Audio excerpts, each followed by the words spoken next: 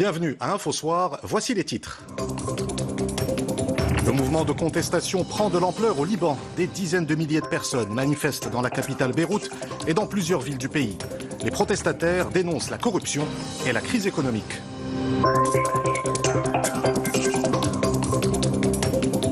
À Marrakech, une association lance un appel au don de sang. Une campagne pour répondre aux besoins de la ville ocre, estimée à 180 poches de sang par jour.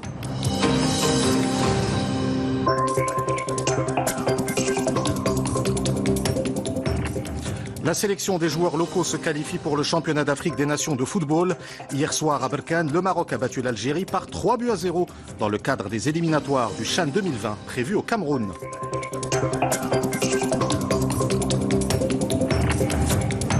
Plus de 200 000 personnes au concert de la tolérance à Agadir. Des artistes comme Fnayer, Soprano ou Black M ont fait vibrer le public présent, comme tous les ans, sur la corniche.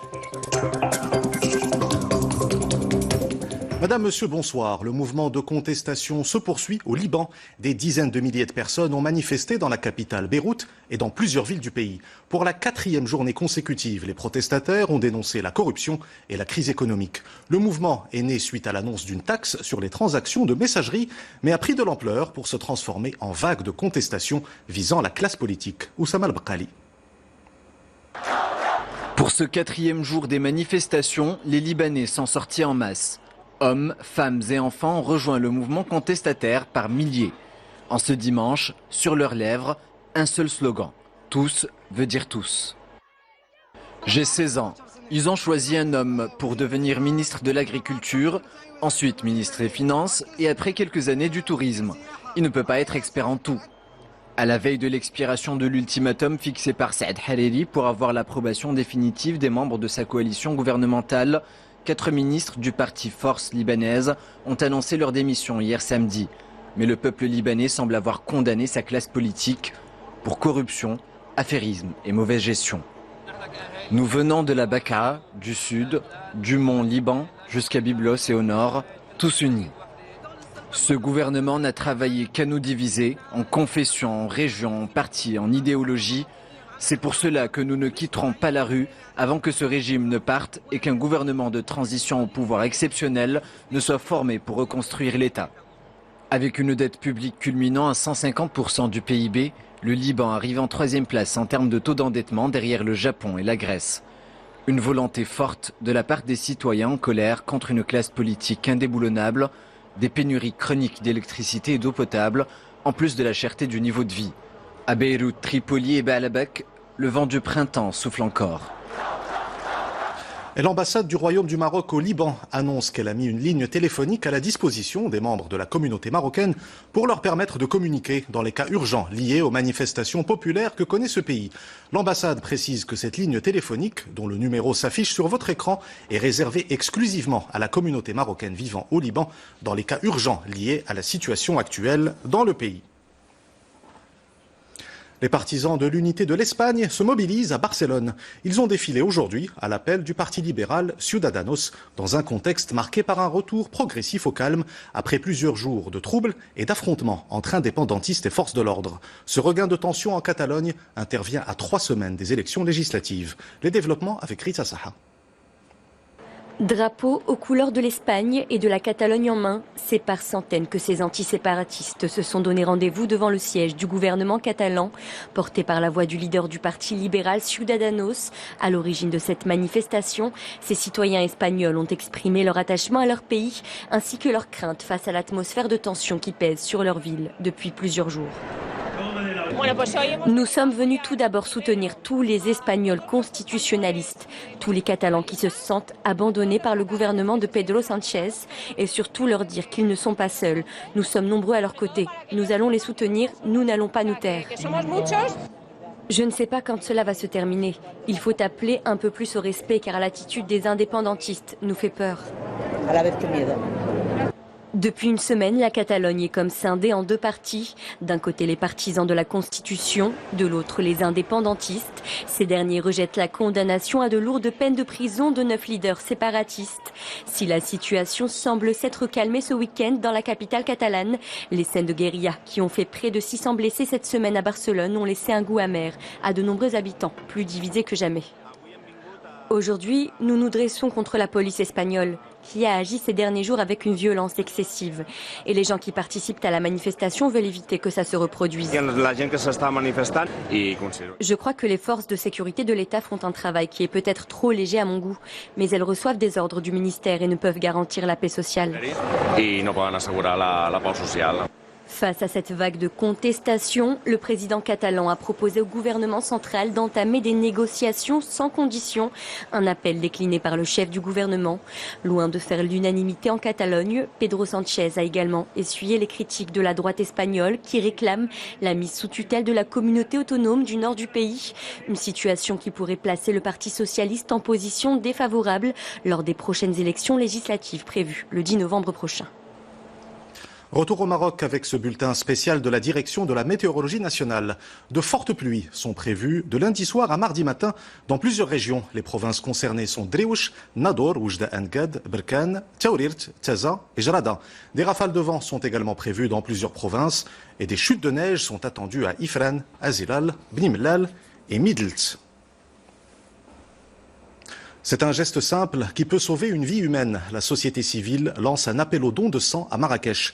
Une campagne menée par une association locale pour répondre aux besoins de la ville ocre, estimée à 180 poches de sang par jour. Des stocks de sang nécessaires à la prise en charge médicale de patients en situation d'urgence. C'est un reportage de Mohamed Chahima. Le récit est de Oussama Al-Bqali.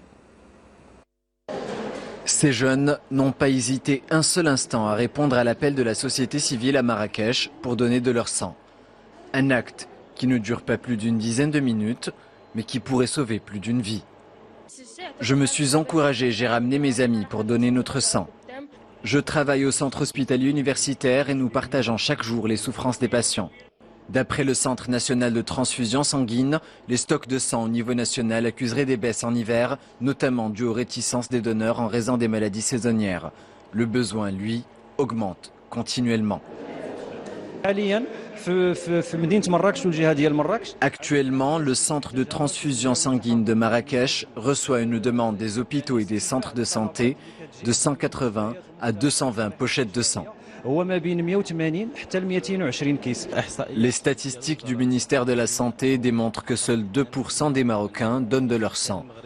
Nous essayons au mieux de diffuser cette culture dans la société marocaine.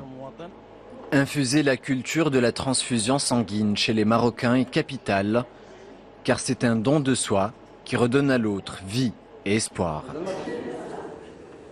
Sauver des patients en situation d'urgence, c'était justement le thème d'une compétition internationale organisée à Prague, en République tchèque. Il s'agit bien sûr de simulation médicale. Et c'est une équipe marocaine qui a remporté le trophée, une équipe composée d'étudiants de la faculté de médecine et de pharmacie de Oujda. Après leur exploit, ils sont de retour dans la capitale de l'Oriental. C'est un reportage de Oussama Oufrir et Younes Nasseri. Le récit est de Sarah Jabri. Organisation en situation, rapidité et efficacité, des compétences dont ont fait preuve Oumaïma, Fatema, Idriss et Amin, 4 étudiants de la faculté de médecine et de pharmacie de Oujda ayant remporté la compétition internationale de la simulation médicale. C'est le fruit d'un travail d'équipe assidu qui nous a permis de nous qualifier et de remporter cette prestigieuse compétition.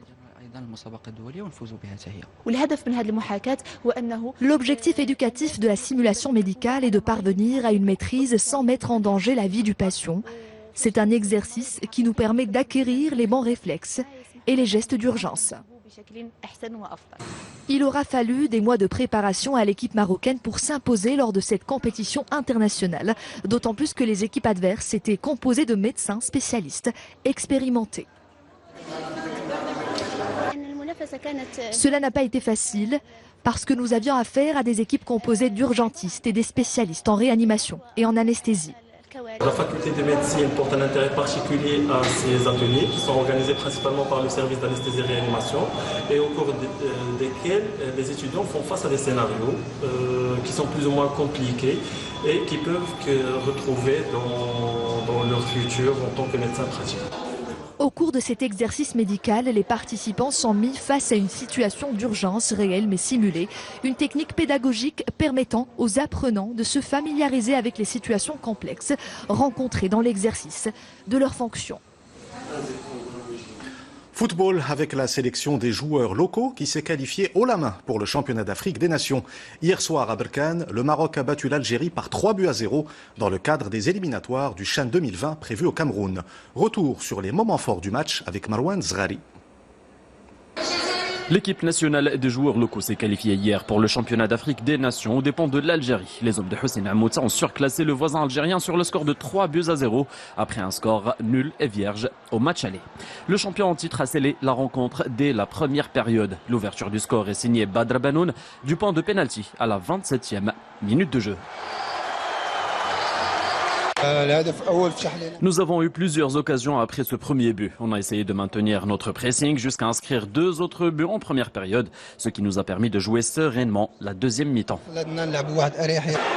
5 minutes plus tard, c'est Hamida Haddad qui reçoit une passe de Berkaoui pour inscrire la deuxième réalisation de la rencontre. À peine 14 minutes passées du premier but, Nahiri fait trembler à son tour les filets adverses et clôt le score 3-0 pour le Maroc.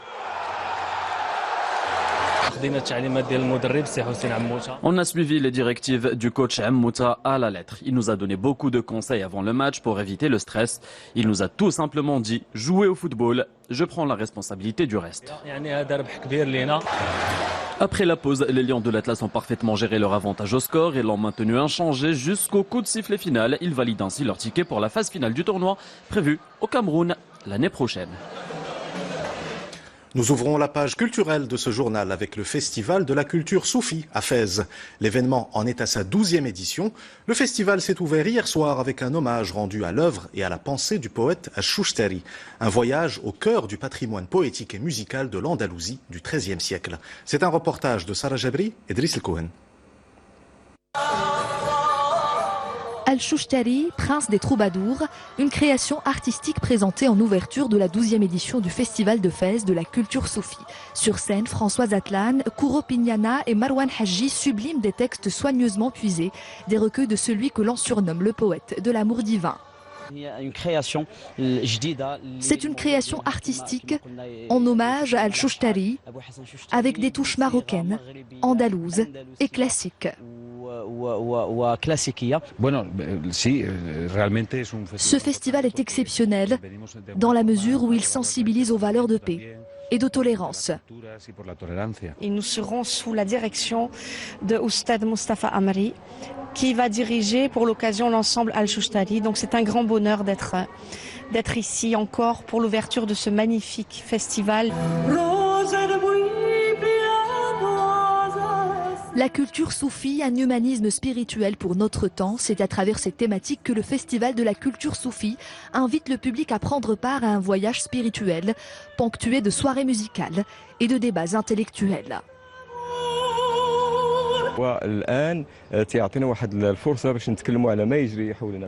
C'est une occasion pour nous de nous réunir et d'échanger autour du monde actuel et comment le soufisme peut favoriser un renouveau social, culturel et humain.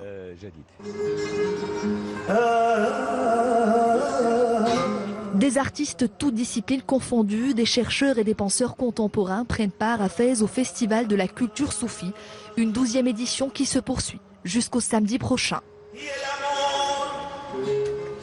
La musique au service de la tolérance, c'est l'esprit d'un événement qui réunit chaque année plus de 200 000 spectateurs.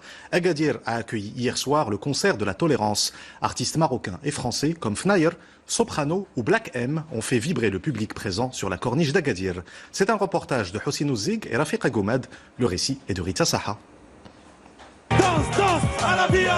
Devant une foule en délire, Soprano a chanté pour la vie et pour l'amour. C'est d'ailleurs le titre de l'un de ses derniers tubes, Une chanson remplie de messages que le rappeur marseillais a dédié au public gadiri. La tolérance aujourd'hui, c'est quelque chose qui est important parce que c'est la clé de la paix. Ça veut dire de pouvoir vivre ensemble, accepter la différence des autres. Je trouve que c'est quelque chose d'important de prôner, de mettre en avant pour que les gens puissent vivre en paix, en liberté.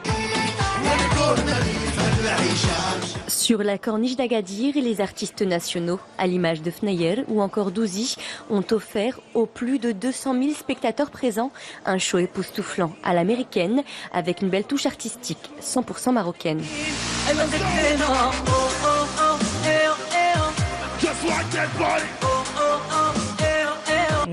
C'est très important pour l'image du Maroc. Le spectacle sera diffusé sur de nombreuses chaînes à l'international et nous montrons les valeurs prônées par notre pays, à savoir l'amour et le vivre ensemble.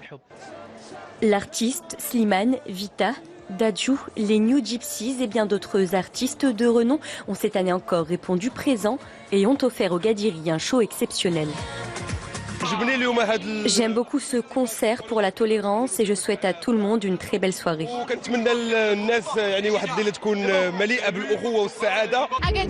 Agadir est réputé pour le vivre ensemble et accueille toujours des artistes du monde entier. Un concert placé donc pour sa 13e édition sous le signe de la tolérance et du respect, un spectacle exceptionnel et surtout un bel appel à la paix et au vivre ensemble en musique et en rythme que les mélomanes ne sont pas prêts d'oublier.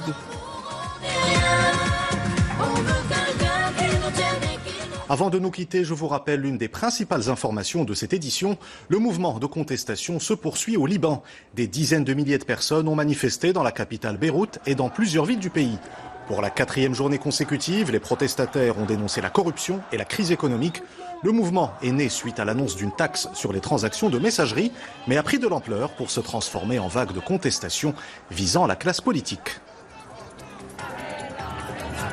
C'est la fin de cette édition. Vous retrouvez tout à l'heure Hicham Rarfaoui pour Al Massaïa et demain Ihsan Denbel pour Infosoir. Excellente soirée sur 2M.